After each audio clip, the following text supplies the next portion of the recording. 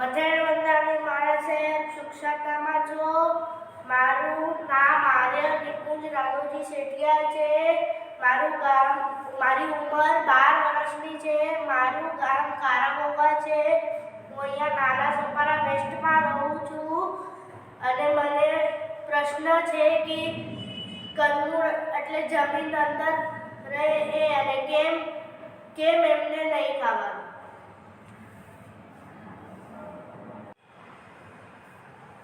तेजस्वी बाल श्रावक आर्य कुमार ने नाला सोपारा वेस्ट से अच्छा प्रश्न पूछा है कि जमीन कंद तथा कंदमूल जिसे कहते हैं और वो क्यों नहीं खाना चाहिए.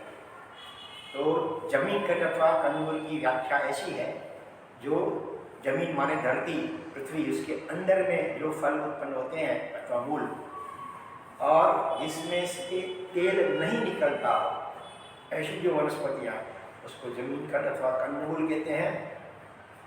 और जैसे मूंगफली है वो जमीन के अंदर होती है लेकिन उसमें से तेल निकलता है तो वो जमीन कंद अथवा तो कंदमूल के रूप में नहीं है.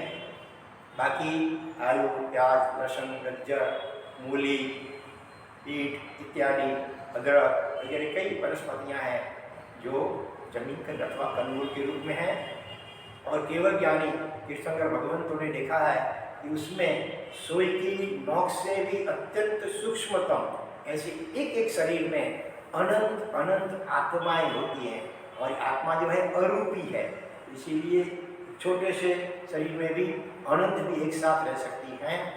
तो ये जमीन कंद खाने से क्या होता है अनंत जीवों की हिंसा का पाप हमको लगता है.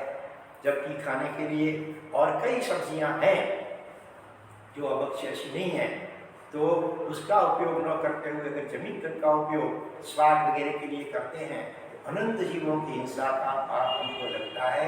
इसीलिए हमें वह नहीं खाना चाहिए. और उसमें भी जो लहसुन और प्याज वगैरह है वो तो तमोगुण को बढ़ाते हैं. उसको खाने से क्या होता है हमारा दिमाग जल्दी गर्म हो जाता है, गुस्सा जल्दी आ जाता है, हमारा स्वभाव में चिड़चिड़ापन हो जाता है. इसीलिए भी वो जमीन कंद नहीं खाने चाहिए और उसको नरक का द्वार भी कहा गया है शास्त्रों में.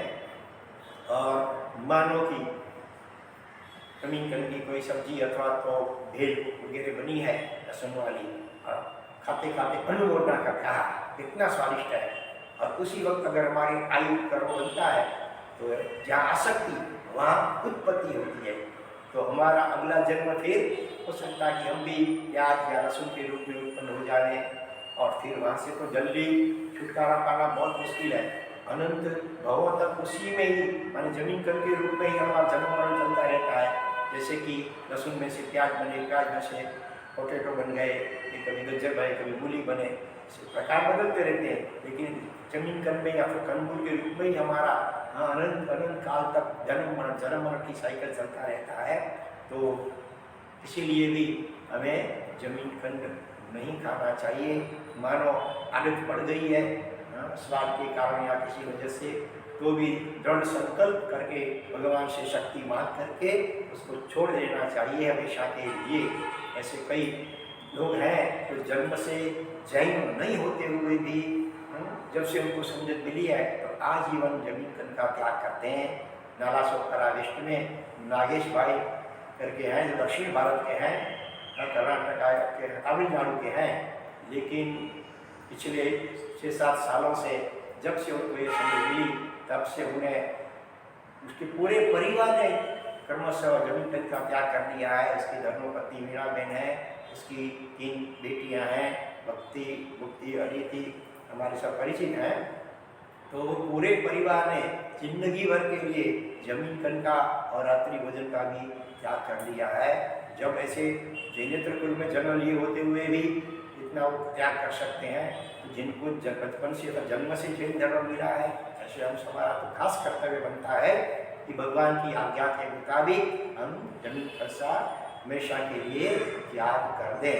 कई बार ऐसा होता है डॉक्टर लोग बोलते हैं कि आपका खून जो है गाढ़ा हो रहा है उसको पतला करना है उसके लिए आपको हर रोज लहसुन की तरकारी खानी पड़ेगी. लेकिन डॉक्टर को भी बोल सकते हैं कि भाई हम जमीन के नहीं खाते, दूसरा कोई उपाय हो तो बताओ।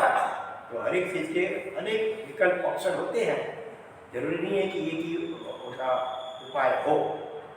जहाँ तक दूसरे निर्दोष उपचार मिल सकते हैं वहाँ तक हमें ऐसे सदोष उपचार, दोष सहित जो उपचार है वो नहीं करने चाहिए। तो धन्यवाद है, तुमने अच्छा प्रश्न किया है। तो तुम्हारे माध्यम से हम सभी छोटे बड़े कहना चाहते हैं कि अपने जीवन में जमीन कमी का त्याग करें। ठीक है, धन्यवाद।